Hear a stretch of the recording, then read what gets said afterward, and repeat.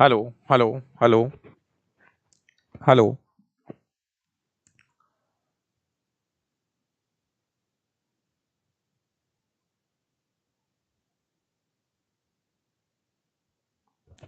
Hello hello hello.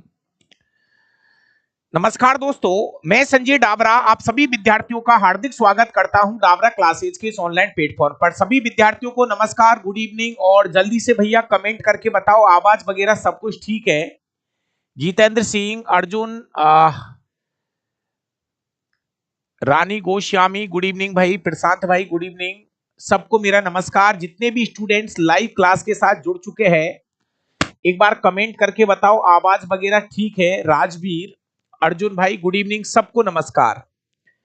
Manish Kumar ji, सीखते रहो और धीरे धीरे ऐसी कोई चीज नहीं है जो सीख नहीं सकते। लेकिन प्यारे विद्यार्थियों, अगर कोई ये कहे कि मैं 2 महीने में विज्ञान सीख जाऊं या 3 महीने में मैं विज्ञान सीख जाऊं, बिल्कुल मेरा भाई गलत फहमी में आप जी रहे हो। इस विज्ञान को सीखने के लिए आपको समय चाहिए, क्योंकि परीक्षा का पैटर्न बदल चुका है, परीक्षा का तरीका बदल चुका है। पहले जो क्वेश्चन आते थे वो डायरेक्ट क्वेश्चन आजकल कम आते हैं।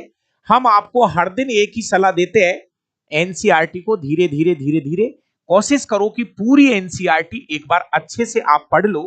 प्यारे विद्यार्थियों, हम कर रहे हैं नए पेपर जो कि 2024 में हुए हैं। शायद यूट्यूब पर आपको और भी मिल जाएंगे, लेकिन कम लोग हैं जो पूरे पेपर करा के बैठे हैं। दोस्तों, 2024 के अंदर रेलवे ने 62 पेपर करवाए हैं, जिनमें से 15 पेपर में एएलपी के करा चुका हूं, 15 पेपर एएलपी के करा चुका हूं। और अब मैं 23 पेपर जो है वो टेक्नीशियन के करा रहा हूं मेरा भाई। 23 पेपर अब टेक्नीशियन का करा रहा हूं, जहां पर प्रत्येक पेपर के अंदर आपको 40-40 क्वेश्चन देखने को मिल रहे हैं। आज है टोटल पेपर नंबर 19 और ये टेक्नीशियन का पेपर नंबर 4। प्यारे विद्यार्थियों, अगर चैनल पे कोई नया भाई है तो एक बार आप डेमो क्लास लीजिए। और मेरा जो साइंस का कंप्लीट बैच है वो आपको हम 299 में प्रोवाइड करा रहे हैं। इस बैच के अंदर हम आपको दे रहे हैं 200 घंटे की विज्ञान। दिन में कम से कम आपको 2 से 3 क्लास पढ़ना पड़ेगा मेरा भाई। अगर आपको विज्ञान को कवर करना है तो इन 200 घंटे का एक ऐसा टारगेट बनाइए कि दिन भर में आपको कम से कम 2 से 3 क्लास पर डे पढ़नी है। और उसके बाद आप यूट्यूब पर लगातार प्रैक्टिस करते रहिए। अगर आप नोट्स नहीं बना सकते हैं तो मेरा भाई ये मैंने हाथ से लिखी है फिजिक्स और केमिस्ट्री की किताबें। हाँ, फिजिक्स और केमिस्ट्री की दोनों किताबें हाथ से लिखी गई है और आप इन दोनों किताबों को ऑर्डर कर सकते हो। ये मेरा मोबाइल नंबर है, आप बात कर लीजिए। आप किताब को ऑर्डर कर दीजिए, किताब आप तक पहुंच जाएगी। बरसात का समय है, हो सकता है कि 1-2 दिन और ज्यादा लग जाए, लेकिन आपकी किताब आप तक सुरक्षित पहुंच जाएगी। सर, आरआरबी ग्रुप डी में आपकी वजह से सेलेक्ट हुआ हूं। टेक्नीशियन में 78 नंबर आए, विज्ञान में 36 क्वेश्चन सही किए। मनीष भाई बहुत बढ़िया, आपको बहुत बहुत धन्यवाद। चलिए पेपर स्टार्ट करते हैं। भैया ऑफर ही ऑफर चल रहे हैं, सबसे कम फीस में आपको मैं पढ़ा रहा हूं। प्यारे विद्यार्थियों, आज हम करेंगे RRB technician grade third, 23/12/2024 second shift का पेपर है। और ओवरऑल बात करें तो ये टेक्नीशियन का पेपर नंबर 4 हम स्टार्ट कर रहे हैं दोस्तों। टेक्नीशियन का पेपर नंबर 4। सभी दोस्त एक बार वीडियो को लाइक कर दो, शेयर कर दो। पहला क्वेश्चन स्क्रीन पर आ चुका है। दिनेश जी, चलिए पहला क्वेश्चन एक बार आप कर लीजिए, फिर आप मुझे बताना कैसे क्या करना है। हाँ सर।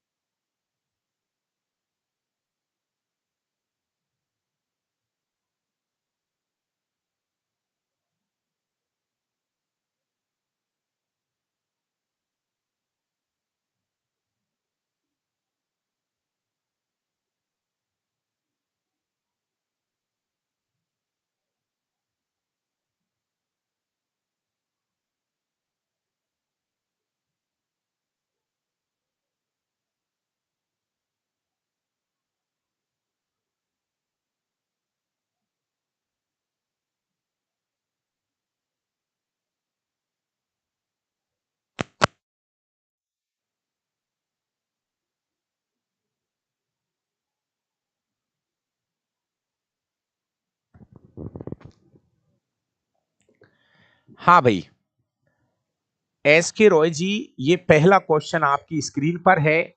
निम्नलिखित में से कौन सा बिंदु सदैव गोलीय दर्पण के मुख्य अक्ष पर स्थित होता है? थोड़ा समय ले लो, लेकिन क्वेश्चन को अच्छे से समझ लो। प्यारे विद्यार्थियों, ये मेरा गोलीय दर्पण है और ये मेरी मुख्य अक्ष है। आप जानते होंगे इस लाइन को बोलते हैं मुख्य अक्ष। और मेरे प्यारे विद्यार्थियों, इस अक्ष पे 3 बिंदु होते हैं। वक्रता केंद्र सी, बीचों बीच में जाएगा मुख्य फोकस, और यहां पर होता है पोल। तो प्यारे विद्यार्थियों, आपसे जो क्वेश्चन पूछा है उसमें यह पूछा गया है कि इस लाइन के ऊपर कौन कौन से बिंदु है। तो मुख्य फोकस इस लाइन पे होता है, ध्रुव इस लाइन पे है, इसके अलावा आपतन बिंदु। प्यारे विद्यार्थियों, आपतन बिंदु इसको बोलते हैं जहां से प्रकाश टकरा के, इसको बोलते हैं आपतन बिंदु। मेरे भाई, इस जहां से प्रकाश टकरा के आता है इसको कहा जाता है, एक बार शब्द क्लियर कर ले मेरे भाई, उसके बाद में आगे बढ़ना। इसको हम आपतन बिंदु कहते हैं। तो आपतन बिंदु इसका पार्ट नहीं है। इस लाइन की बात हो रही है, तो आपका 1 और 3 मतलब ऑप्शन नंबर सी यहां पर राइट चला जाएगा। बहुत बढ़िया। क्वेश्चन नंबर 2 आपकी स्क्रीन पर है। निम्नलिखित में से कौन सा सूत्र किसी बिलियन के द्रव्यमान या बिलियन के द्रव्यमान के प्रतिशत का सही सूत्र है? मेरे भाई, ये क्वेश्चन कहीं मत भटकिए, ये क्वेश्चन सीधा सीधा एनसीईआरटी कक्षा 9वीं के दूसरे चैप्टर में लिखा गया है। ये सूत्र है बिलियन के द्रव्यमान की प्रतिशतता निकालनी है, तो आपको क्या करना है? द्रव्यमान वाला ऑप्शन छांटना है, ऑप्शन नंबर सी, बिलियन का द्रव्यमान। ये इसको ऐसे, सॉरी, इसको आप ऐसे लिख सकते हो, विलेय का द्रव्यमान, द्रव्यमान प्रतिशत निकाल रहे हो आप, बटे में विलियन का द्रव्यमान, बिलियन का द्रव्यमान, और इंटू 100। इससे हम द्रव्यमान प्रतिशत निकाल सकते हैं। ऐसा ही एक क्वेश्चन एक दिन पहले आया था जिसमें आयतन प्रतिशत निकाला था, एक बार याद कर लो। अगर आप रेगुलर क्लास ले रहे हो तो एक दिन यहीं से एक और क्वेश्चन पूछा था जिसमें आयतन प्रतिशत निकाला था। प्यारे विद्यार्थियों, उसमें ऊपर और नीचे दोनों तरफ आयतन का यूज करते हैं। तो इस क्वेश्चन का सही जवाब होगा option number C. Question number 3 पे हम जा रहे हैं। कौन सा हार्मोन उन क्षेत्रों में अधिक सांद्रता में पाया जाता है जहां पर कोशिका विभाजन? प्यारे विद्यार्थियों, एक ही शब्द से पकड़ लेना, कोशिका विभाजन के लिए जिम्मेदार यदि कोई हार्मोन है तो वो है साइटोकाइनिन। कोशिका विभाजन के लिए यदि कोई जिम्मेदार हार्मोन है तो वो आपका होगा साइटोकाइनिन। बहुत ज्यादा इधर उधर भटकने की जरूरत नहीं है, सेल डिवीजन के लिए जिम्मेदार होता है हमारा साइटोकाइनिन। एक बार इस क्वेश्चन को और पढ़ लीजिए। उस या उन सही समीकरणों का चयन कीजिए जो समय के सापेक्ष में मुक्त रूप से गिर रही किसी वस्तु के अंतिम और प्रारंभिक वेग में संबंध दिखाएगा। मेरा भाई, ये वाला जो क्वेश्चन है ये भी आपको हमारी एनसीईआरटी के गुरुत्वाकर्षण वाले चैप्टर में नजर आ जाएगा। गुरुत्वाकर्षण में क्या उसमें है,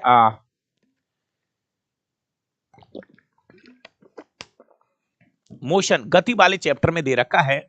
क्वेश्चन नंबर 4 पे आइए। समय के सापेक्ष मुक्त रूप से गिर रही किसी वस्तु के अंतिम और प्रारंभिक वेग से संबंध। प्यारे विद्यार्थियों, समीकरण भी देखिए। पहले तो ये देखो कि समीकरण है ही उल्टे सीधे है, तो आप यहां से देखो, मैं आपको बताऊं अपने पास समीकरण क्या है। पहला समीकरण है b बराबर u प्लस AT। इन्होंने इसी समीकरण को ऐसे लिख रखा है, देखो, v माइनस यू बराबर AT लिख रखा है, कोई दिक्कत नहीं है, ये एक ही बात है भाई, ये एक ही बात है, एक ही समीकरण है। दूसरा समीकरण होता है s बराबर UT plus half AT square. इसमें हाफ नहीं है, ये समीकरण गलत है। प्यारे विद्यार्थियों, इसके बाद में आपका एक समीकरण होता है बी स्क्वायर बराबर यू स्क्वायर प्लस 2as। तो यहां पर जब आप समीकरणों को देखेंगे, ये यूटी है, यूटी बी बराबर नहीं, ये वाला नहीं है, ये वाला भी नहीं है, तो यहां पे आपका तीसरा वाला समीकरण जाएगा, डी जे राइट आंसर बनेगा, डी राइट आंसर बनेगा। केवल एक ही समीकरण यहां पे सही दिखाई दे रहा है दोस्तों। यह है गति के 3 समीकरण। अगला क्वेश्चन सीधा है, ज्यादा झंझट नहीं है। ए बी सी डी यहां पे नहीं दिखाई दे रहा, चलो बड़ा कर देते हैं। देखो दोस्तों, निम्नलिखित में से कौन से द्विविस्थापन अभिक्रिया का उदाहरण है? मेरा भाई, द्विविस्थापन अभिक्रिया, आपको तनाव नहीं लेना है, जैसा जैसा पढ़ाया है ऐसा ऐसा याद करना है। देखो दोस्तों, कार्बन की क्रिया ऑक्सीजन से कराई जा रही है, CO2 बन रहा है मेरे भाई, ये संयोजन अभिक्रिया का उदाहरण है। सोडियम सल्फेट की क्रिया बेरियम क्लोराइड, मैं तो कहता हूं एनसीईआरटी में एक उदाहरण दे रखा है जिसको आप हमेशा हमेशा के लिए याद कर लीजिए, वो है सोडियम सल्फेट की क्रिया बेरियम क्लोराइड के साथ कराते हैं, बेरियम सल्फेट बनेगा, साथ में NaCl का लवण बनेगा। दोस्तों यहां क्या होता है, सोडियम जो है ना, सोडियम जो है ये बेरियम की जगह चला जाता है और बेरियम जो है वो सोडियम की जगह पे आ जाता है। ये वाला नीचे सी देखो, लेड की क्रिया कॉपर क्लोराइड से, ये विस्थापन अभिक्रिया है दोस्तों। ये तीसरा जो उदाहरण है ये विस्थापन अभिक्रिया का है। कैल्शियम कार्बोनेट की क्रिया गर्म करके जब इसको तोड़ते हैं तो ये विघटन अभिक्रिया का उदाहरण है। तो इस तरह से केवल एक उदाहरण नंबर सेकंड, फिर से ऑप्शन डी बनेगा, फिर से ऑप्शन डी बनेगा। दोस्तों आपको मैं बता दूं, इस क्रिया में ये जो बेरियम सल्फेट बनता है, पता होगा, इसके यहां पर एक उल्टा तीर का निशान लगा रहा हूं, ये एक श्वेत रंग का अवक्षेप होता है, इसलिए इस क्रिया को हम अवक्षेपण अभिक्रिया भी कहते हैं दोस्तों, इस क्रिया को हम अवक्षेपण अभिक्रिया भी कहते हैं। क्वेश्चन नंबर 6 सीधा क्वेश्चन है दोस्तों, विभिन्न जीवों में प्रजनन की विधियां रिक्त स्थान पर निर्भर करती है। प्यारे विद्यार्थियों, जीवों की पोषण संबंधी कार्यनीति, तंत्रिका तंत्र, शोषण। प्यारे विद्यार्थियों, यहां पर आपको ऑप्शन छांटना है कि जो प्रजनन की जो विधियां है वो किस पर निर्भर करती है। तो इस क्वेश्चन का सही जवाब है जीवों की शारीरिक बनावट पर।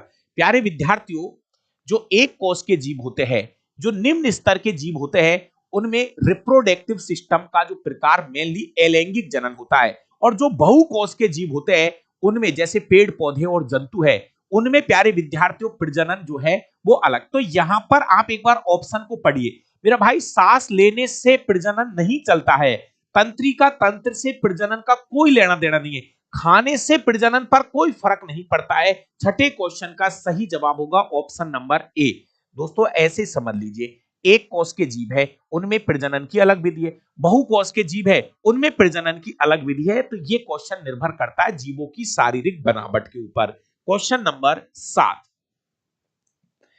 मिश्रण के बारे में निम्नलिखित कथनों पर विचार कर लो, ज्ञात कीजिए कि कौन सा कथन सही है। बहुत बढ़िया क्वेश्चन है। चलिए चारों ऑप्शन दिखा देता हूं प्यारे विद्यार्थियों, चारों ऑप्शन देख लीजिए। बढ़िया क्वेश्चन है। मिक्सचर, मिश्रण। प्यारे प्यारे विद्यार्थियों, तत्व अलग है, यौगिक अलग है, मिश्रण अलग है। मिश्रण क्या होता है, जिसमें किसी भी चीज को किसी भी अनुपात में मिला दिया जाता है, अंट संट तरीके से चीजों को मिला दिया जाता है। कोई भी पदार्थ किसी भी अनुपात में मिला दिया, उसका कोई निश्चित रेशो नहीं होता है, मिश्रण कहलाता है। प्यारे विद्यार्थियों, नंबर 1, मिश्रण का संगठन परिवर्तनीय होता है, सही बात है।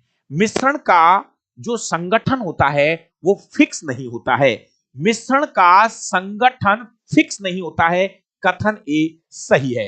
यौगिक में नए पदार्थ का संगठन सदैव स्थायी होता है, यौगिकों में नए पदार्थ का संगठन बिल्कुल सही है दोस्तों। यौगिक जो होते हैं, जैसे जल एक यौगिक है, तो इसमें तत्वों का अनुपात निश्चित होता है, संगठन स्थायी होता है। मिश्रण उसमें उपस्थित घटकों के गुणधर्मों को दर्शाता है। प्यारे विद्यार्थियों, मिश्रण का ये 7वें नंबर को चेक कर लो एक बार। 7वें नंबर में सही पूछा है, एक बार पूरा चेक करो इसको। 7वें नंबर में तीनों ही सही कर रखे इन लोगों ने। 7वें नंबर पे दोस्तों, मिश्रण में उपस्थित घटकों के गुणधर्मों, मिश्रण उसमें उपस्थित घटकों के गुणधर्मों को दर्शाता है। तो यहां पर इन्होंने इसका आंसर लिया है वी। दोस्तों एक बार और चेक कर लो, इसको मैं भी देख लेता हूं। क्वेश्चन नंबर 7, मिश्रण का संगठन परिवर्तनीय होता है। मिश्रण जो है प्यारे विद्यार्थियों, इसके जो घटक होते हैं उनका कोई निश्चित अनुपात नहीं होता है। यौगिक वाला सही है, क्योंकि इनके अंदर तत्वों का जो अनुपात है वो निश्चित होता है। और मिश्रण में प्रत्येक घटक अपने मूल गुणों को बनाए रखता है। जी हां, सही है। प्यारे विद्यार्थियों, आप इसको ऐसे समझो कि अगर मान लीजिए आपको मैं नमक और शक्कर का मिश्रण करके दूं, अगर मैं आपको नमक शक्कर का एक मिश्रण दूं, तो प्यारे विद्यार्थियों, मिश्रण उसमें उपस्थित घटकों के गुणधर्मों को दर्शाता है। इसका मतलब यह है कि वहां पर नमक के गुणधर्म अलग है और शक्कर के गुणधर्म अलग है। एकदम परफेक्ट आंसर रेलवे ने इसका वी माना है और तीनों ही कथन यहां पर क्या है, सही है। जितने भी भाई लाइव है दोस्तों, एक छोटी सी बात बताऊं, कल एक भाई कमेंट कर रहा था, वो सही भी था। एक क्वेश्चन था, वो क्वेश्चन नंबर मैं आपको बता दूंगा, जिसमें नहीं पूछा था। क्वेश्चन बिल्कुल सही है, वो आंसर भी मेरा सही था जो बातें मैंने बताई, लेकिन उसमें क्वेश्चन में नहीं था। तो वो क्वेश्चन नंबर मैं आज आपको बता दूंगा, वो वहां पर नहीं था। इसलिए अपन तो बता दे भाई ये भी सही है, ये भी सही है, ये गलत है, लेकिन क्वेश्चन में पूछा था नहीं वाला, तो नहीं वाला उत्तर था उसमें। मैं आपको बता दूंगा वो क्वेश्चन कौन सा था। क्वेश्चन नंबर 8, कोशिका विभाजन के दौरान एक जीव सामान्यतः दो बराबर भागों में बढ़ जाता है। एक जीव सामान्यतः दो बराबर भागों में विभक्त हो जाता है। इसे किस नाम से जाना जाएगा? इसको हम द्विखंडन बोलते हैं, जैसा कि अमीबा। खंडन विधि अलग है और द्विविखंडन अलग है। दोस्तों इस लाइन को आप अच्छे से पकड़ लीजिए। एक तो होता है द्विविखंडन बोल दो या द्विखंडन बोल दो, एक ही बात है। द्विविखंडन या द्विखंडन एक शब्द है, जैसे अमीबा में लगती है विधि। और खंडन विधि अलग है, खंडन विधि अलग है। प्यारे विद्यार्थियों ध्यान रखना इस चीज का, खंडन विधि अलग है। क्वेश्चन नंबर 9, बढ़िया क्वेश्चन है, शानदार वाला। जिन कार्बोहाइड्रेट्स का तुरंत उपयोग नहीं किया जाता, उन्हें रिक्त स्थान के रूप में संचित कर लिया जाता है। पौधों की बात हो रही है दोस्तों।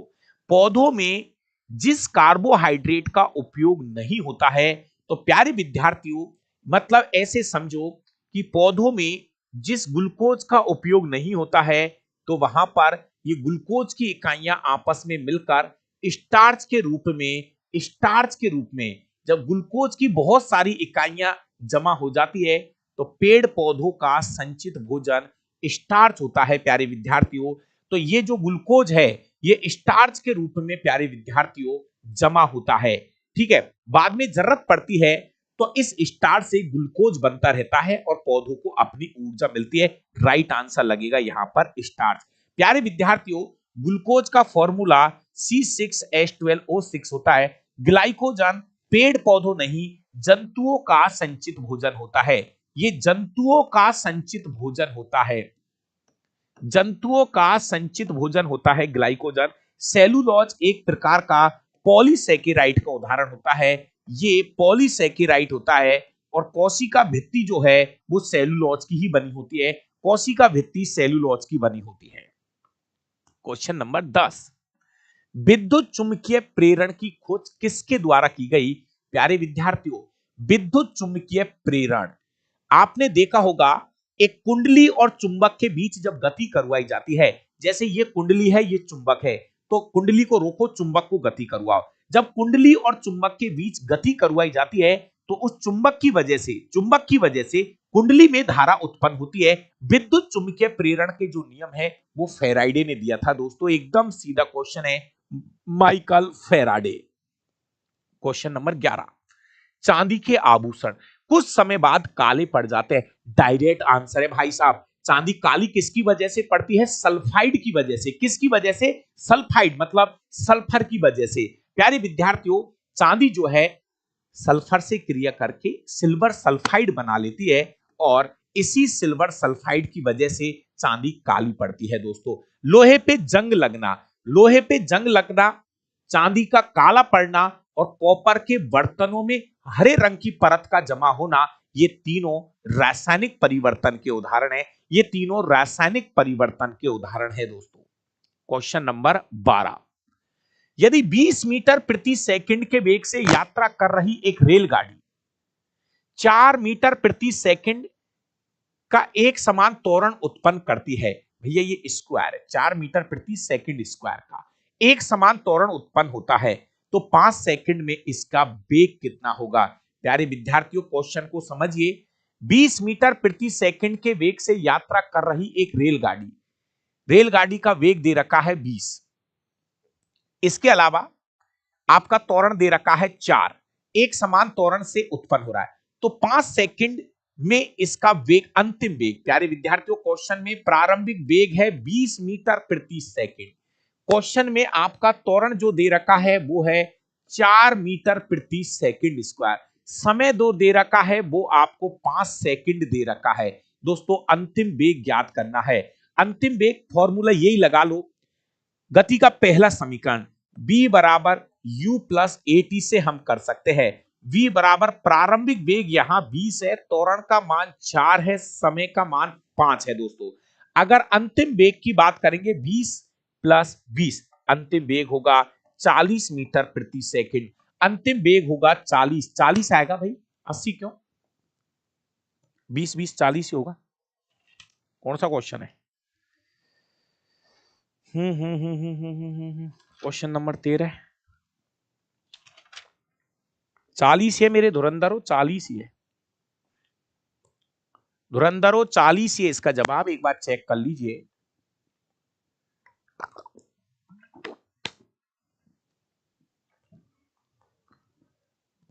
दोस्तों आपके पास समय है, आपके पास समय है, रेलवे के पास समय है, और अभी भी वक्त है कि आप अपनी एनसीईआरटी की किताबों को उठा लीजिए और 9वीं 10वीं की एनसीईआरटी का एक एक लाइन पढ़ डालो, एक एक लाइन पढ़ डालिए। दोस्तों यहां क्वेश्चन में रेलगाड़ी का प्रारंभिक वेग दे रखा है 20, यदि 20 मीटर प्रति सेकंड के वेग से यात्रा कर रही एक रेलगाड़ी का त्वरण दे रखा है 4 मीटर प्रति सेकंड स्क्वायर, 5 सेकंड में इसका वेग कितना होगा। अंतिम वेग पूछ रहा है, क्वेश्चन को समझना पड़ेगा। यहां लगा रखा है गति का पहला समीकरण v बराबर u प्लस एटी, प्रारंभिक वेग 20 है, त्वरण का मान 4 है, समय 5 चौक 20, गुणा करो भैया तो जुड़ेगा ना, ये बोर्ड मास लगा दो भैया, बोर्ड मास।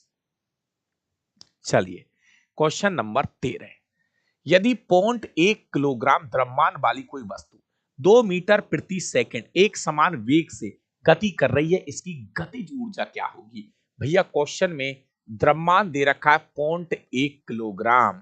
दोस्तों यदि कोई वस्तु 2 मीटर प्रति सेकंड के वेग से, भैया वेग दे रखा है 2 मीटर प्रति सेकंड के वेग से, आपसे काइनेटिक एनर्जी पूछी जा रही है। सीधा क्वेश्चन है, गतिज ऊर्जा बराबर हाफ mv स्क्वायर टेक लीजिए भाई साहब, 1/2, द्रव्यमान 0.1, वेग का स्क्वायर 2 इंटू 2। प्यारे विद्यार्थियों चलिए 1/2 इंटू 1/10 इंटू 4, भाई साहब अब लगा लीजिए दोस्तों, आपको कितना हो जाएगा,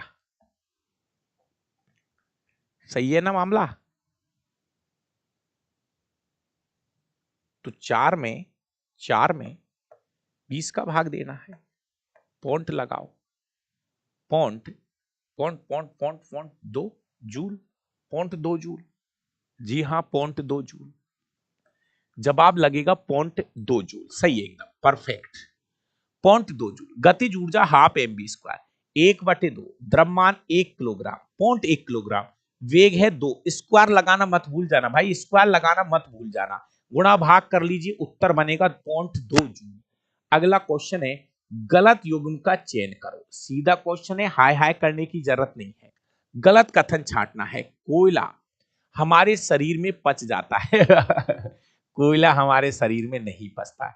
चावल हमारे शरीर में पच जाएगा, सही है। प्रोटीन हमारे शरीर में पच जाती है। प्लास्टिक जो है वो जीवाणुओं की क्रिया से विघटित नहीं होती। ये भी तो सही है भाई, प्लास्टिक जो है वो विघटित नहीं होता है भैया। ओ दादा, गलत गलत, A is a right answer, A is a right answer भाई साहब, ए गलत पूछ रहा है इसमें। डी डी डी सही है। प्लास्टिक जो है वो जीवाणुओं से विघटित नहीं होता है भैया, प्लास्टिक का विघटन नहीं होता है। चलिए क्वेश्चन नंबर 15, निम्नलिखित में से कौन सा शब्द धातुओं को पतले तारों में खींचने की क्षमता को परिभाषित करता है? प्यारे विद्यार्थियों, जो धातु है अगर हम उनको पीट पीट के लंबे लंबे तार बना सकते हैं तो इसको बोलते हैं तन्यता। चद्दर बनाना, प्यारे विद्यार्थियों अगर उसको पीट पीट के चद्दर बना देते है ना, सीट बना देते, तो उसको बोलते हैं आघात वर्धनीयता। अगर हम धातुओं को पीट पीट के उसकी सीट बना देते हैं तो उसको बोलते हैं आघात वर्धनीयता। अगर उसका तार बना रहे हैं तो उसको बोलते हैं तन्यता।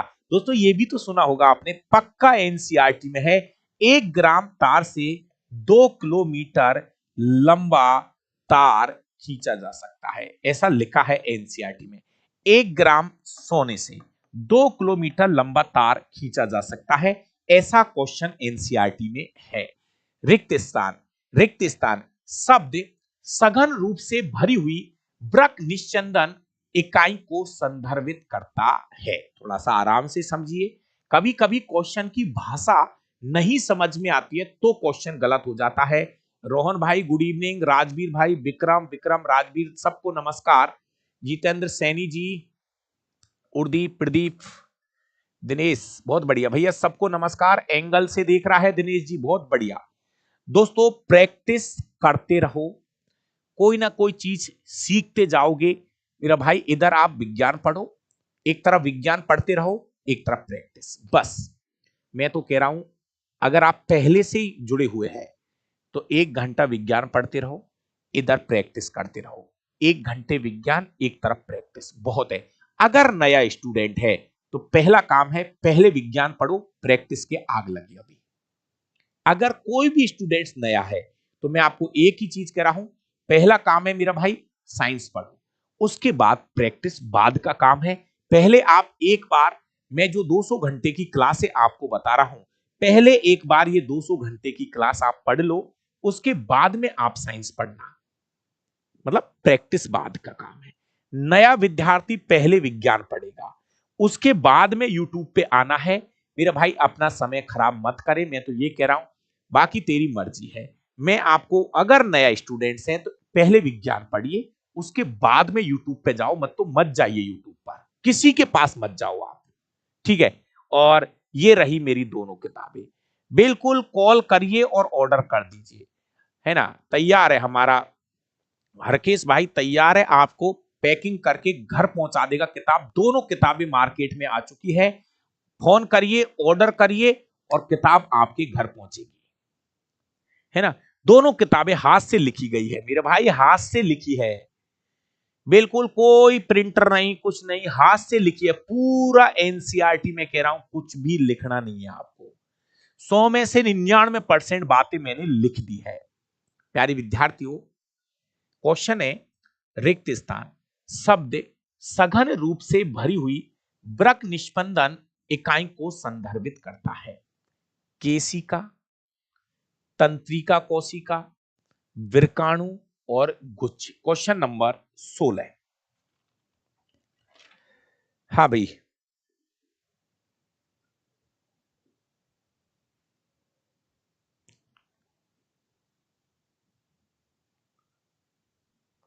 भाई साहब इस क्वेश्चन का जो जवाब है वो है विरकाणु, मतलब नेफ्रॉन। अरे भाई यहां पे जो बात हो रही है वो है निष्पंदन, मतलब एक तरह से ब्लड में से अशुद्धियों को छानना। ब्लड के फिल्टर की बात चल रही है, ब्लड के फिल्टर की बात चल रही है भाई। और ब्लड के फिल्टर का जो काम होता है वो नेफ्रॉन के अंदर होता है, और नेफ्रॉन के अंदर है ये वाली चीजें सब, है ना।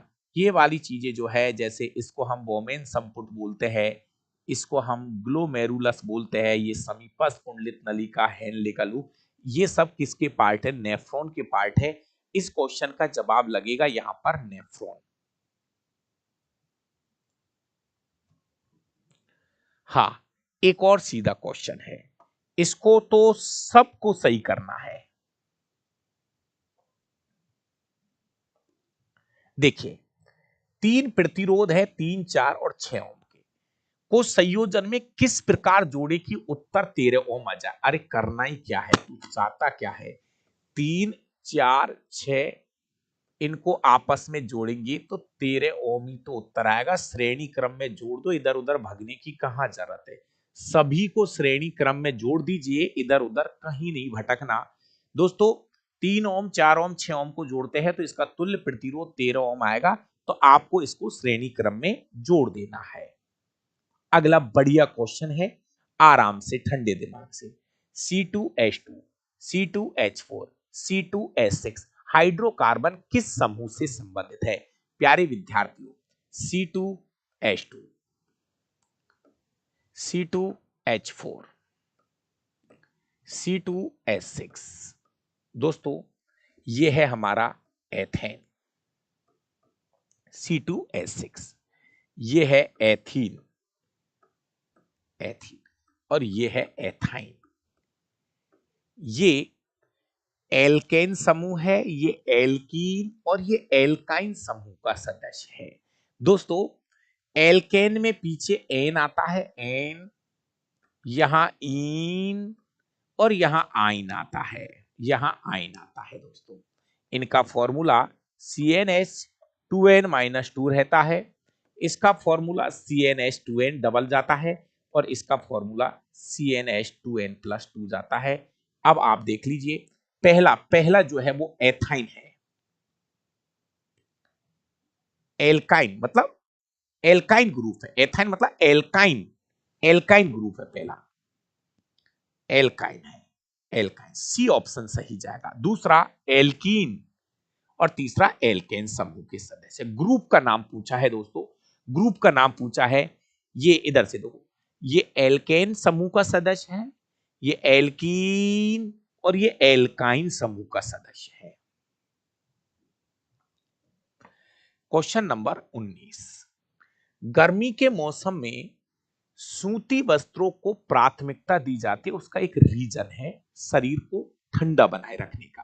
प्यारे विद्यार्थियों, गर्मी के मौसम में सूती वस्त्रों को प्राथमिकता दी जाती है, क्योंकि सूती जो वस्त्र होते हैं, सूती जो वस्त्र होते हैं पानी का उत्तम अवशोषक है और वाष्पीकरण के लिए पसीने को वातावरण में छोड़ता है।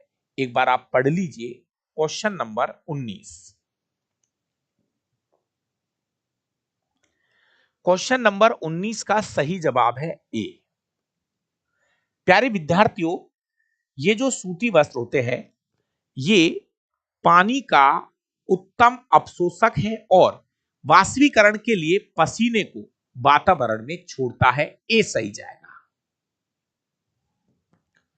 क्वेश्चन नंबर 20, किसी वस्तु को एक क्षैतिज मेज पर गतिशील करने के लिए उस पर किस प्रकार का बल लगाया जाएगा। प्यारे विद्यार्थियों, किसी वस्तु को क्षैतिज मेज पर गतिशील, ये कोई वस्तु रखी है, ये कोई वस्तु है और आप इस पे बल लगाना है, तो किस प्रकार का बल यहां पे आपको लगाना पड़ेगा।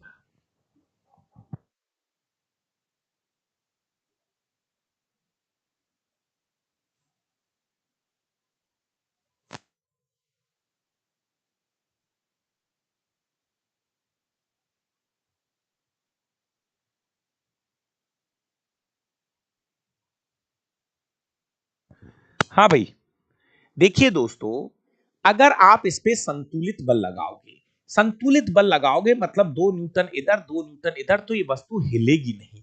यहां बोला है किसी वस्तु को क्षैतिज मेज पर गतिशील करना है, तो संतुलित बल से चीजें गतिशील नहीं होती है। इसके अलावा वस्तु के लंबवत केवल एक ही बल, तो भैया ये नहीं, लंबवत 90 डिग्री पर थोड़ी है, ऐसे थोड़ी लगेगा बल इस पे, यू नहीं, असंतुलित बल लगेगा। असंतुलित बल का मतलब है, मान लीजिए कोई इस पर इधर 4 न्यूटन लगा रहा है, इधर इस पे 10 न्यूटन लगा रहे हैं, तो वस्तु इधर चलेगी तो इस पे लगेगा असंतुलित बल। नहीं भाई, संतुलित बल इसका आंसर नहीं जाएगा। संतुलित बल पे गति नहीं करेगी। मान लीजिए आपने 4 न्यूटन इधर लगा रखा है, 4 न्यूटन इधर लगा रखा है, वस्तु गति नहीं करेगी। तो इसको हिलाने के लिए, इस पे चलाने के लिए आपको असंतुलित बल लगाना पड़ेगा। जितेंद्र सैनी जी। प्रदीप भाई क्वेश्चन नंबर 21, निम्नलिखित में से नर जनन तंत्र से संबंधित कौन सा कथन सही है? नर जनन तंत्र की बात हो रही है भैया, मेल रिप्रोडक्टिव सिस्टम। वृषण उदर गुहिका में स्थित नहीं भाई, अंदर थोड़ी होते हैं। हमारे जो वृषण है ये उदर गुहा में थोड़ी होते हैं, पेट के बाहर अंदर थोड़ी होते हैं। ये वृषण जो है ये उदर गुहा के बाहर होता है। वृषण जो है टेस्टोस्टेरोन हार्मोन का, बिल्कुल सही है। प्यारे विद्यार्थियों, हमारे टेस्टिस या जो वृषण होते हैं, पुरुषों में एक जोड़ी टेस्टिस या वृषण पाए जाते हैं और इनसे टेस्टोस्टेरोन हार्मोन निकलता है जो कि पुरुषों का मुख्य हार्मोन है। इसी हार्मोन की वजह से पुरुषों में द्वितीयक लैंगिक लक्षण उत्पन्न होते हैं। आवाज का भारी होना, दाढ़ी मूंछों का आना, ये सब टेस्टोस्टेरोन की वजह से होता है। अगला, शुक्राणु का निर्माण शुक्राशय में होता है? नहीं, शुक्राणुओं का निर्माण टेस्टिस या वृषण में होता है। शुक्राणुओं का जो निर्माण होता है वो टेस्टिस या वृषण में होता है। शुक्राणु निर्माण के लिए शरीर के सामान्य तापमान से अधिक तापमान की आवश्यकता होती है। अब शुक्राणु निर्माण के लिए शरीर के सामान्य तापमान से नहीं, 2 डिग्री अधिक तापमान नहीं, शरीर के तापमान से 2 डिग्री कम तापमान होना जरूरी है। कम तापमान होना जरूरी है।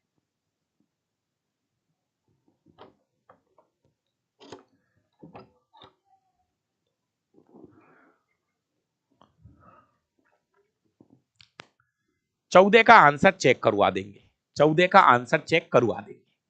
निम्नलिखित विकल्पों में से गलत कथन पकड़ना है। गलत कथन आपको पकड़ना है। नंबर 1, दोस्तों गतिज ऊर्जा आपको पता है, गतिज ऊर्जा बराबर है हाफ mv²। आराम से पढ़िए, गलत लाइन पकड़नी है। नंबर 1, गतिज ऊर्जा वह ऊर्जा है जो किसी वस्तु में उसकी गति के कारण मौजूद है। सही है ये लाइन। तो जब कोई वस्तु गति करेगी तो गति के कारण वहां पर गतिज ऊर्जा पैदा होगी। नंबर 2, किसी वस्तु की गतिज ऊर्जा वस्तु के द्रव्यमान में वृद्धि के साथ बढ़ती है। जी हां, गतिज ऊर्जा द्रव्यमान के समानुपाती होती है। इसका मतलब द्रव्यमान बढ़ेगा तो गतिज ऊर्जा भी बढ़ेगी। सही है ये लाइन।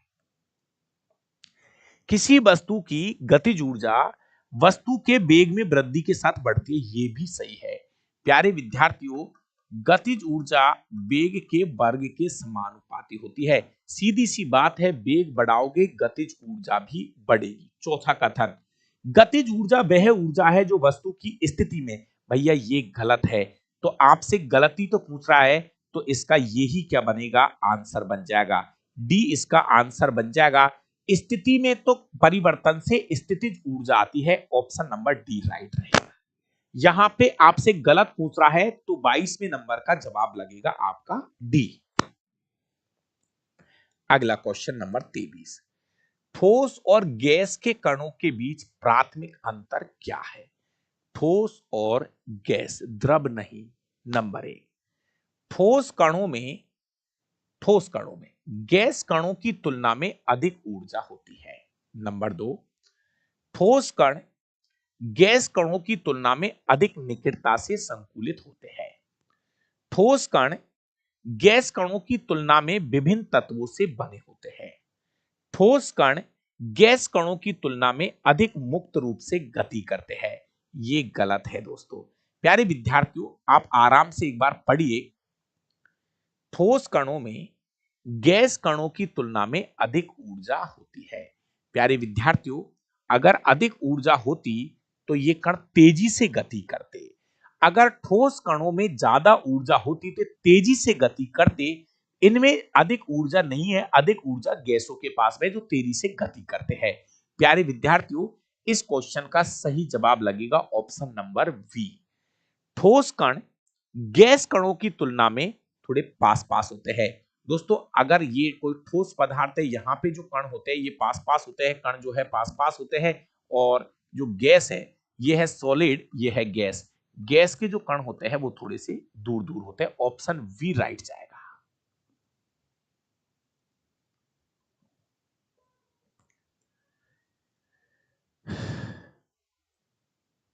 चलिए क्वेश्चन नंबर 23, सीएनजी और एलपीजी का पूरा नाम पूछ रहा है। सीएनजी कंप्रेसिव नेचुरल गैस और इधर liquid petroleum gas. CNG compressed natural gas, ए ही सही है, आगे मत बढ़िए। कंप्रेस्ड नेचुरल गैस, इधर है लिक्विफाइड पेट्रोलियम गैस, ए ही सही है। ग्रुप डी के करा देंगे गब्बर सिंह जी, थोड़ा सा रख लो, ज्यादा नहीं है, इनको करा के ग्रुप डी का करवा दूंगा। टेक्नीशियन के कर लो, उसके बाद ग्रुप डी के करा देंगे।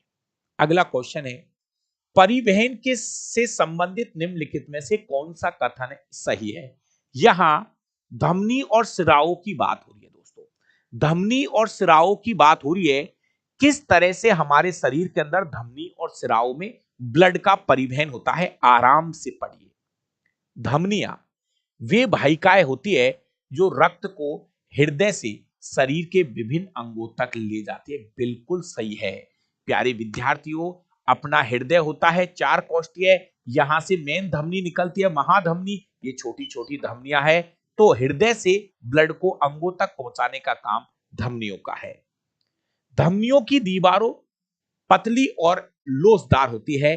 प्यारे विद्यार्थियों, धमनियों की जो दीवारें होती है बिल्कुल पतली होती है, जैसे ये धमनी की दीवार है और ये सिराओं की दीवार है। कहने का मतलब इसका ये वाला जो एरिया होता है वो कम होता है, दीवारें पतली और लोचदार होती है, ये तो सही है। देखते एक बार और, सिराओं में कपाट होते हैं जो यह सुनिश्चित करते हैं कि रक्त एक ही, भैया ये बात भी सही है, जो सिराएं होती है ना दोस्तों, सिराओं के बीच बीच में कपाट पाए जाते हैं जो कि ब्लड को एक बार ऊपर आ गया तो वापस नीचे नहीं जाते हैं। ऑप्शन नंबर सी भी सही लग रहा है। क्या लग रहा है मामला? क्वेश्चन नंबर 25 क्या कह रहा है?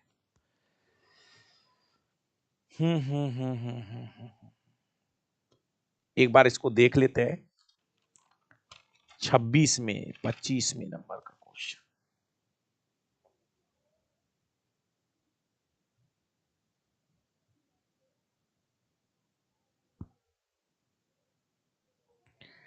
नहीं भाई, इसका ये भी गलत जाएगा। सुनो भाई, इसका ये वाला गलत है। प्यारे विद्यार्थियों, थोड़ी देर के लिए मैं क्लियर कर रहा हूं, सुनिए इसका। प्यारे विद्यार्थियों प्लीज ध्यान से सुनिए, ये धमनी है और ये सिरा है, प्लीज थोड़ा सा सुन लो। प्यारे विद्यार्थियों, धमनियों की ये जो भित्ति होती है ना, ये पतली नहीं होती है। प्यारे भाइयों प्लीज इसको क्लियर कर दूं, धमनियों की भित्ति पतली नहीं होती है, धमनियों की भित्ति मोटी होती है। धमनियों की भित्ति मोटी होती है जिसकी वजह से ब्लड जो है वो उच्च दाब के साथ बहता है। जी हां, धमनियों की भित्ति मोटी होती है भाई। बी ऑप्शन आपका गलत कटेगा यहां पर, ये वाला ऑप्शन गलत कटेगा। तो 1 और 3 यहां पे सही लगेंगे, एक बार चेक कर लो जो भी भाई लाइव है। जी जी जी जी, बिल्कुल, हमने खूब अच्छे से अपनी किताब खोल लो, वहां पे साफ साफ लिखा है कि धमनियों की जो भित्ति होती है वो मोटी होती है। बिल्कुल 100% आप किताब खोल के चेक कर लो, जिसके पास में किताब है साफ साफ लिखा हुआ है कि धमनियों की भित्ति मोटी होती है, बीच की गुहा कैविटी सकड़ी होती है, ब्लड उच्च दाब के साथ बहता है धमनियों के अंदर। क्वेश्चन नंबर 26, एक वायुमंडलीय दाब। प्यारे विद्यार्थियों, वायुमंडलीय दाब मतलब दाब का जो मात्रक होता है वो होता है पास्कल, और एक वायुमंडलीय दाब बराबर 10 की पावर 5 पास्कल होता है। 10 की पावर 5 पास्कल, 10 की पावर 5 पास्कल। और दाब ज्ञात करने का फॉर्मूला है द P बराबर F अपॉन ए, इकाई क्षेत्रफल पर लगने वाला बल, मात्रक होता है न्यूटन अपॉन मीटर स्क्वायर, और इसी को हम पास्कल बोलते हैं दोस्तों। इसी को हम क्या बोलते हैं? पास्कल बोलते हैं।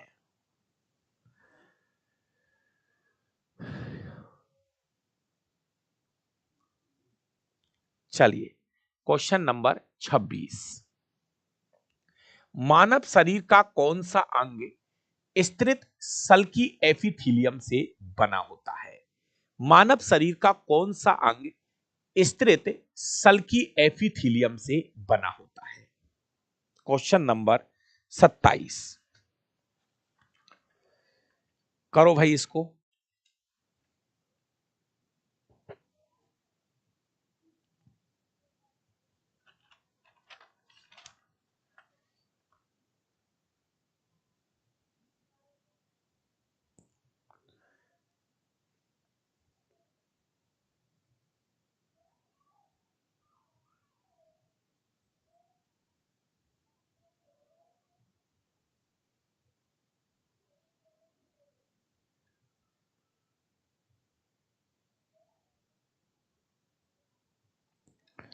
हाँ दोस्तों, इसके लिए आपको कहीं नहीं जाना है, थोड़ी देर मेरी बात को सुनिए।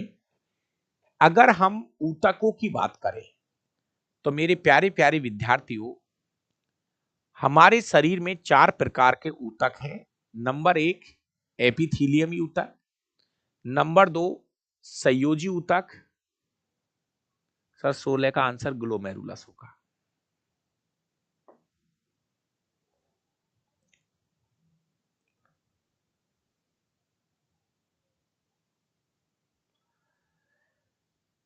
एक मिनट भैया, इसको चेक कर लो एक भाई, इसको कंफर्म करा देता है तेरा 16 का आंसर।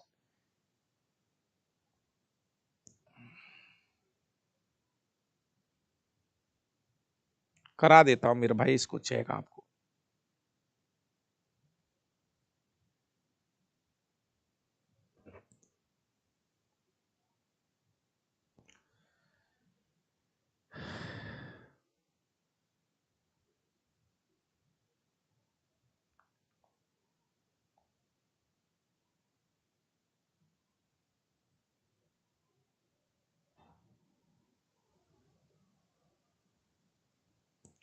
भाई यहां पे जो क्वेश्चन पूछा है ना भाई, एक भाई कौन कह रहा था, तो प्यारे विद्यार्थियों, आप मेरी बात को समझने की कोशिश करिए। इस क्वेश्चन का जवाब आप एक बार कहीं भी सर्च करके देखिए, इसका जवाब नेफ्रॉन ही पकड़ेगा। मेन चीज है फिल्ट्रेशन की। यह रक्त को फिल्ट्रेशन करता है और यूरिन बनाने का काम करता है। तो प्लीज इस क्वेश्चन का जवाब नेफ्रॉन ही है दोस्तों। रिक्त स्थान शब्द सघन रूप से भरी हुई ब्रक निस्यंदन इकाई को संदर्भित करता है भाई साहब। जी हां मेरा भाई, इसका आंसर नेफ्रॉन ही लगेगा। ग्लोमेरुलस जो है ना भाई, जो आप बात करना चाह रहे हो, इसमें ये तो केशिका, तंत्रिका कोशिका और गुच्छ। एक्चुअली यहां पर जो मेन जो बात कर रहा है ना, ये जो मैंने अभी चेक किया इसको, तो वो है ब्लड के फिल्ट्रेशन की। और ब्लड का जो फिल्ट्रेशन होता है ना, देखो ये जो ग्लोमेरुलस आप बोल रहे हो ना मेरे भाई, प्लीज ये बात आप क्लियर कर लो अगर आप इंटेलिजेंट है तो। ये जो है ना, जिसको आप ग्लोमेरुलस बोल रहे हो,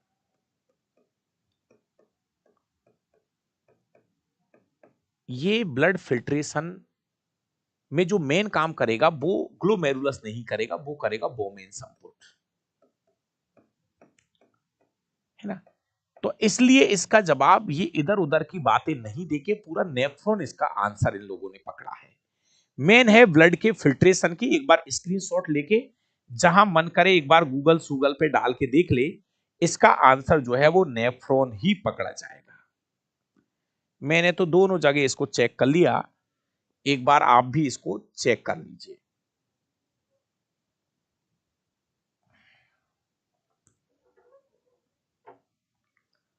ब्रक की निस्पंदन इकाई को नेफ्रॉन कहा जाता है। आपका जहां जहां मन कर रहा है वहां वहां आप चेक कर लो, राइट आंसर यही है इसका। चलिए आगे आ जाओ। कुछ स्टूडेंट जो है वो थोड़ा सा 9 बजे के बाद दूसरी क्लासों से कनेक्ट हो जाते हैं, तो कोशिश ये है कि 9:15 तक ये क्लासें मेरी पूरी हो जाए। दोस्तों, मानव शरीर का कौन सा अंग, मैं आपको बता रहा था कि हमारे शरीर में 4 प्रकार के ऊतक है। नंबर 1 एपिथीलियमी तंत्र, नंबर 2 आपका जो है वो संयोजी ऊतक है, नंबर 3 पे तंत्रिका ऊतक, पेशी ऊतक। प्यारे विद्यार्थियों, ये जो एपिथीलियमी ऊतक है ये भी अलग अलग प्रकार के होते हैं। एक तो होता है सरल उपकला ऊतक, और एक होता है स्तृत। स्तृत का मतलब है जहां पे एक के ऊपर एक ग्रुप कोशिकाओं का इस तरह से स्त्रित, एक के ऊपर एक कोशिकाएं पाई जाती है और ऐसा आपको देखने को मिलता है हमारी स्किन या त्वचा के अंदर। ये देखो, ऐसा नहीं है, मैं आपसे फिर कह रहा हूं, आपके यहां पर जैसे बात करो ग्रेसिका वगैरह, तो आपको यहां उपकला ऊतक देखने को मिल जाएगा, लेकिन बात हो रही है स्त्रित उपकला ऊतक। तो एक बार ये क्वेश्चन ये कहता है कक्षा 9वीं की एनसीईआरटी में, बड़ा नहीं है, बड़ा क्वेश्चन बिल्कुल नहीं है। कक्षा 9वीं की एनसीईआरटी खोलिए, उसमें ऊतक वाले चैप्टर में साफ साफ लिखा है कि हमारी त्वचा में स्त्रित सल्की उपकला ऊतक पाया जाता है। दोस्तों क्वेश्चन नंबर 28, पृथ्वी पर मापे जाने वाले किसी वस्तु का भार, पृथ्वी पर भार, प्यारे विद्यार्थियों, पृथ्वी पर भार, भार एक प्रकार का बल है, 60 न्यूटन है प्यारे विद्यार्थियों। तो चंद्रमा पर इसका भार कितना होगा? प्यारे विद्यार्थियों, आप सब भाइयों को पता होगा कि भार बदलता है, द्रव्यमान नहीं बदलता। अगर मैं कहूं कि पृथ्वी पर द्रव्यमान 60 किलोग्राम है, तो चंद्रमा पर भी द्रव्यमान 60 किलोग्राम होगा। द्रव्यमान नहीं बदलता, द्रव्यमान नहीं बदलता, द्रव्यमान का मात्रक होता है किलोग्राम। प्यारे विद्यार्थियों, भार बदलता है, भार एक प्रकार का बल है। प्यारे विद्यार्थियों, चंद्रमा पे जो भार है वो पृथ्वी के भार का 1/6 रह जाता है। अगर यहां पे भार 60 न्यूटन है तो 60/6 वहां पे भार 10 न्यूटन ही दिखाई देगा। चंद्रमा पे भार 10 न्यूटन होगा। चंद्रमा पे भार जो है ना पृथ्वी के भार का 1/6 हो जाता है। क्लियर है? यहां 60 है तो वहां पे जाके 6 का भाग दे दो। भार बदलता है, द्रव्यमान नहीं बदलता। अगला क्वेश्चन है, बहुत अच्छा क्वेश्चन है, अगर तुक्का मारोगे तो गलत हो जाएगा ये क्वेश्चन। देखो, बहुत सारे तंत्रिका रेशे रिक्त स्थान के द्वारा एक साथ मिलकर एक तंत्रिका का निर्माण करते हैं। बढ़िया क्वेश्चन है मेरे भाई। क्वेश्चन नंबर 29, मेरे प्यारे विद्यार्थियों, बहुत सारे तंत्रिका रेशे, इसका उत्तर तंत्रिका ऊतक मत लगा देना, बहुत सारे तंत्रिका मतलब फाइबर।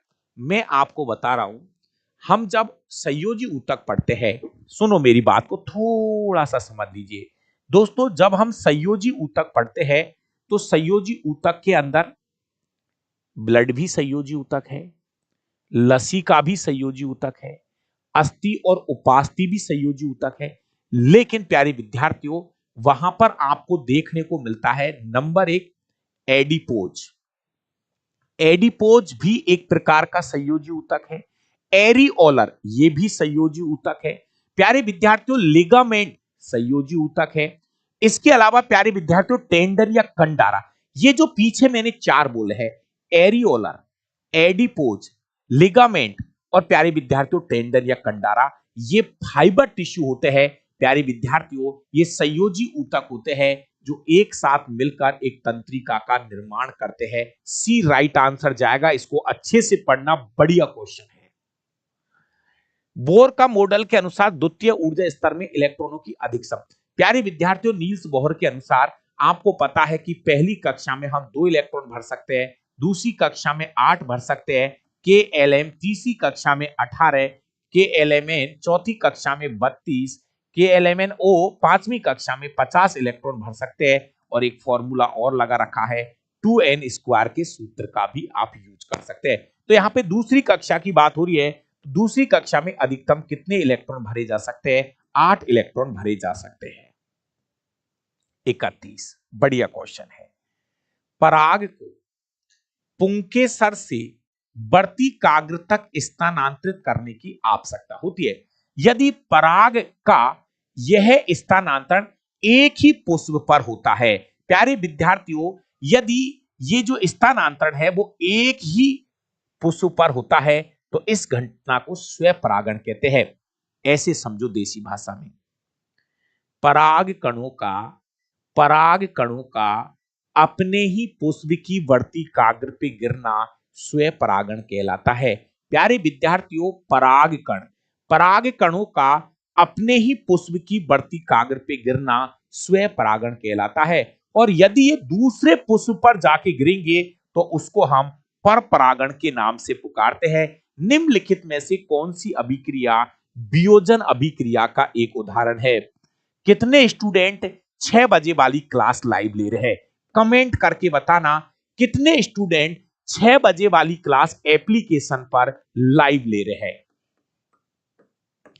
प्लीज एक बार कमेंट करके बताना कितने स्टूडेंट ऐसे हैं जो 6 बजे वाली क्लास को एप्लीकेशन पे लाइव ले रहे हैं। ये अभिक्रिया आज ही पढ़ाई है। जी हां, ये अभिक्रिया आज ही पढ़ाई है प्यारे विद्यार्थियों, अपघटन अभिक्रिया का उदाहरण। दोस्तों, प्राकृतिक गैस का दहन, मुझे इनका उत्तर बताओ। प्राकृतिक गैस का दहन, प्यारे विद्यार्थियों, प्राकृतिक गैस का दहन ये कैसी अभिक्रिया है? ये आपकी ऊष्मा ऊष्मा क्षेपी अभिक्रिया है। एक बार क्लियर करिए। कोयले का जलना, कोयले का जलना, ये कोयले का दहन, ये एक प्रकार की संयोजन अभिक्रिया है प्यारे विद्यार्थियों। हाइड्रोजन की क्रिया ऑक्सीजन से कराते हैं, जल बनता है, ये भी संयोजन अभिक्रिया का उदाहरण है। इसके अलावा सूर्य के प्रकाश में प्यारे विद्यार्थियों, सिल्वर क्लोराइड को जब हम सूर्य के प्रकाश में रखते हैं तो ये विघटित होकर चांदी और क्लोरीन में टूट जाता है, चांदी और क्लोरीन में टूट जाता है दोस्तों। ठीक है, क्वेश्चन नंबर 33, निम्नलिखित में से कौन भोजन कार्बन डाइऑक्साइड, बढ़िया क्वेश्चन है। 33 नंबर। सभी दोस्त भाई वीडियो को लाइक और शेयर जरूर कर दीजिए और क्वेश्चन नंबर 33 पे एक बार नजर डालिए। क्वेश्चन नंबर 33, निम्नलिखित में से कौन भोजन कार्बन डाइऑक्साइड और नाइट्रोजन युक्त अपशिष्ट से घुले हुए पदार्थों को ये रूप में ले जाते हैं? प्यारे विद्यार्थियों, ये जो है ना भोजन है, कार्बन डाइऑक्साइड है, इसको हमारे शरीर में वापस इधर उधर करने का काम प्लाज्मा का है, न कि आरबीसी का। आरबीसी का जो मेन काम है वो है हमारे शरीर के अंदर ऑक्सीजन का परिवहन करना। मेन काम ऑक्सीजन का, CO2 का मेन परिवहन, CO2 का परिवहन आरबीसी भी करती है, लेकिन ज्यादातर परिवहन उसका प्लाज्मा करता है। CO2 का ज्यादातर परिवहन कौन करता है? प्लाज्मा। ये तो आपको पता ही होगा कि हमारे ब्लड में 55% क्या होता है? प्लाज्मा। प्लाज्मा का कलर ध्यान रखना, प्लाज्मा जो है ना ये हल्के पीले रंग का क्षारीय द्रव होता है, ये हल्के पीले रंग का होता है। पूछा क्वेश्चन है भाई, प्लाज्मा में 90 से 92% मात्रा में जल होता है और इस प्लाज्मा में 8 से 10% मात्रा में कुछ कार्बनिक और अकार्बनिक यौगिक पाए जाते हैं। कार्बनिक और अकार्बनिक यौगिक पाए जाते हैं दोस्तों। अगला क्वेश्चन, क्वेश्चन नंबर 34, एक गोलीय दर्पण की फोकस दूरी 12 सेंटीमीटर है। फोकस दूरी 12 सेंटीमीटर है तो वक्रता त्रिज्या जो है फोकस दूरी को 2 से गुणा कर दीजिए। प्यारे विद्यार्थियों, वक्रता त्रिज्या जो बनेगी वो 24 सेंटीमीटर बनेगी, डबल हो जाएगी, डबल हो जाएगी। इसमें समय खराब मत करिए। अगर फोकस दूरी 12 तो वक्रता त्रिज्या डबल 24 हो जाएगी। बिल्कुल समय खराब मत करो। निम्नलिखित में से कौन सा ऊतक, बढ़िया क्वेश्चन है, आराम से पढ़ लीजिए। निम्नलिखित में से कौन सा ऊतक तने में संवहनी बंडल मतलब जाइलम फ्लोएम के समीप, पत्तियों की सिराओं में और बीज और फलों के कठोर छिलकों में देखने को मिलता है? बढ़िया क्वेश्चन है, आया हुआ क्वेश्चन है। बताइए भैया इसका जवाब। देखिए दोस्तों, प्यारे विद्यार्थियों, अगर ये क्वेश्चन नहीं पढ़ रखा तो इसको अपने पास नोट कर लीजिए। इस प्रकार का ऊतक है स्क्लेरेन्काइमा ऊतक। प्यारे विद्यार्थियों, ये ऊतक जो है एक तरह से यांत्रिक सहारा देने का भी काम करता है, मजबूती प्रदान करने का भी काम करता है। प्यारे विद्यार्थियों, बिल्कुल आपसे पहले नहीं पता है तो परफेक्ट है। निम्नलिखित में से कौन, तनों में भी ये ऊतक देखने को, संवहनी बंडल के पास, पत्तियों की सिराओं में और बीज और फलों के कठोर छिलकों के अंदर ये वाला ऊतक देखने को मिलता है। पता है तो अच्छी बात है, नहीं तो नोट कर लेना अपनी कॉपी के अंदर। क्वेश्चन नंबर 36, निम्नलिखित में से क्या जंतु कोशिकाओं में छोटा और पादप कोशिकाओं में आकार में बड़ा होता है? ऑप्शन से पता चलेगा। प्यारे विद्यार्थियों, ये पादप कोशिका है, ये जंतु कोशिका है, यहां पर ये केंद्रक है, यहां पर ये केंद्रक है, यहां पे ये रिक्तिका है और यहां पे ये रिक्तिका है। प्यारे विद्यार्थियों, इस क्वेश्चन का सही जवाब होगा रसधानी मतलब रिक्तिका। प्यारे विद्यार्थियों, पादप कोशिकाओं में जो रिक्तिका होती है, पादप कोशिकाओं में जो रिक्तिका होती है ये बड़ी होती है और इसी के अंदर जल, अतिरिक्त जल, लवण और कुछ अपशिष्ट पदार्थ यहां पर जमा होते हैं। ये है रसधानी बोले तो रिक्तिका। क्वेश्चन नंबर 37 सीधा क्वेश्चन है, यदि एक व्यक्ति 10 सेकंड में, प्यारे विद्यार्थियों एक व्यक्ति 10 सेकंड में 50 जूल कार्य करता है, 50 जूल कार्य करता है, 50 जूल कार्य करता है, तो उसकी शक्ति क्या होगी? प्यारे विद्यार्थियों कार्य करने की दर को शक्ति कहते हैं, कार्य करने की दर को शक्ति कहते हैं। उत्तर है 5 वॉट। कार्य करने की दर को क्या कहते हैं? शक्ति। लेकिन फिर कह रहा हूं शक्ति का ये फॉर्मूला ज्यादा काम में आएगा। वोल्टेज और धारा को गुणा करके भी शक्ति ज्ञात कर सकते हैं, वोल्टेज और धारा को गुणा करके भी शक्ति ज्ञात कर सकते हैं। ओ दादा,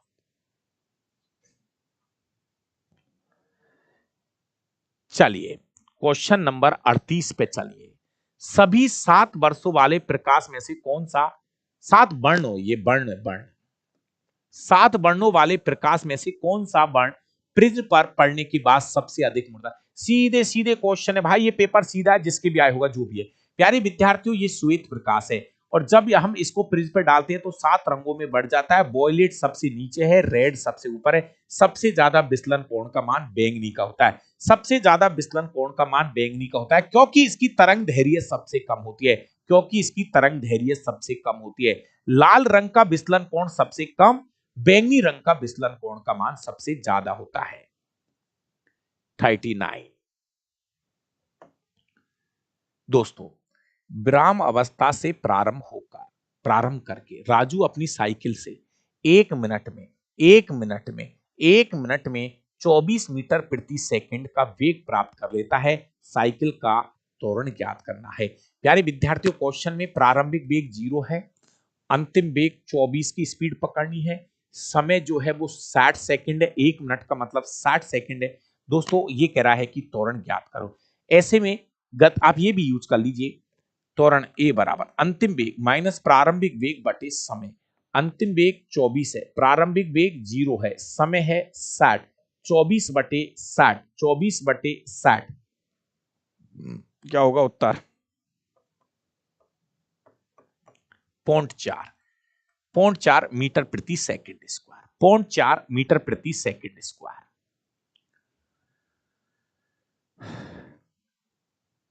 प्यारे विद्यार्थियों देखिए, मैं आपको एक छोटी सी बात कह रहा हूं। आप 2 एग्जाम के पेपर निकाल लो, बाकी आपकी मर्जी है।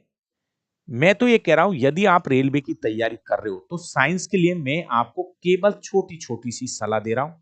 नंबर 1, 9वीं 10वीं की एनसीईआरटी पढ़। पहला काम मेरा भाई, पहले ये काम, सबसे पहले ये काम बिल्कुल पढ़ ऐसे करके। और नहीं समझ में आ रही तो सीधी सी बात है, आपको साइंस पढ़नी है।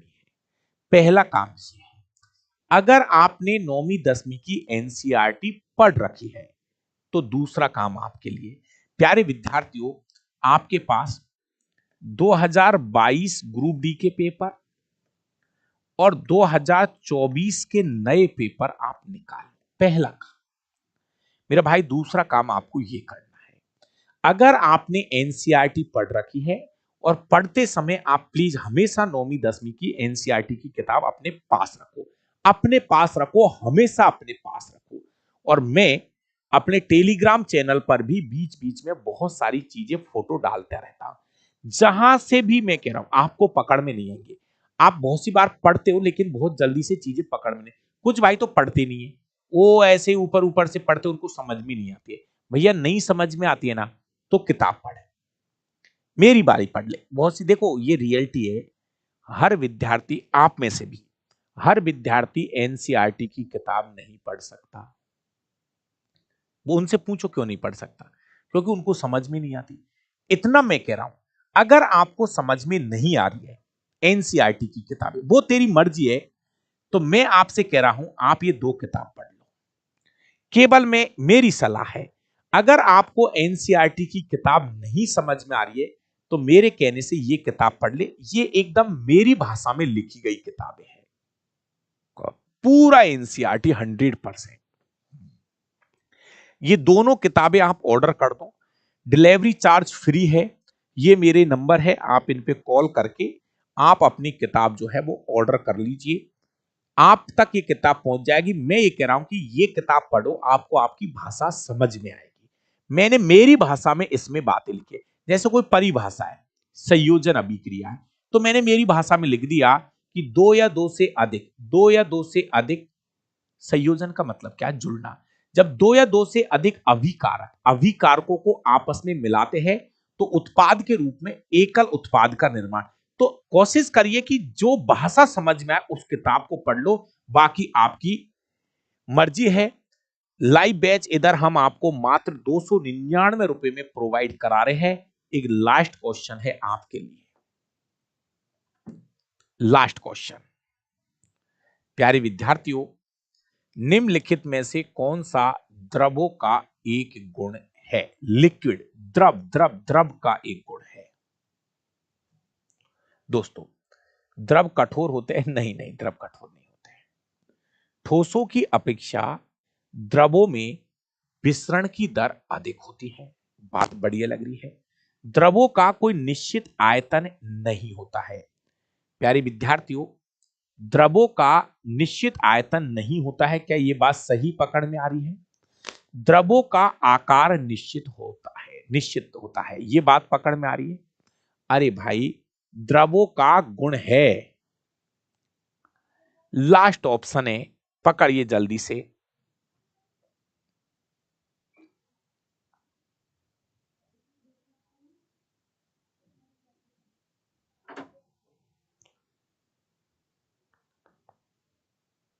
हाँ भाई, क्वेश्चन नंबर 40 लास्ट क्वेश्चन है। हाँ, तो प्यारे विद्यार्थियों, इतने दिन से आप ठोस द्रव गैस पढ़ रहे हो, आपको इसका अंतर भेज दूंगा, अच्छे से पढ़ लेना। प्यारे विद्यार्थियों, ठोसों की अपेक्षा द्रवों में विसरण की जो दर होती है वो ज्यादा होती है। विसरण का मतलब है फैलने की दर। प्यारे विद्यार्थियों, जैसे पानी है, तो पानी को आपने रख दिया, वो तुरंत ही क्या हो जाएगा? फैल जाएगा। विसरण की दर जो है वो अधिक होती है। कौन सा गुण है? तो यहां पर इन्होंने टिक किया है ऑप्शन नंबर वी। बाकी का इस क्लास का जो पीडीएफ है वो आपको हम अभी डावरा क्लासेस टेलीग्राम चैनल पे उपलब्ध करा देंगे। बाकी का बहुत बहुत धन्यवाद आपको। पढ़ते रहो, सीखते रहो, जुड़ते रहो। और अगर विज्ञान पढ़े तो एक बार बैच पढ़ के आप इस साइंस को कंप्लीट करिए। थैंक यू, धन्यवाद। बाकी का मिलते हैं कल।